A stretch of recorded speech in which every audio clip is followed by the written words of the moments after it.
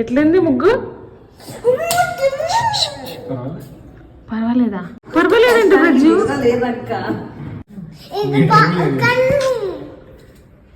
ఎంత? మీటర్ లేదా? ఇంత పెద్ద ముగ్గు కష్టపడేస్తే మీటర్ లేదా?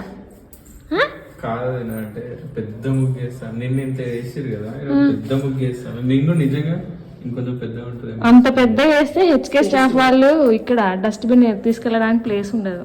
కింద గేట్ దగ్గర ఇంకా పోదాం ప్రజ్జంగా. అది నువ్వు రాసినావు లేకుంటే ప్రింటెడ్? ప్రింటెడ్ కాదు సోమ్, నేనే రాసిన.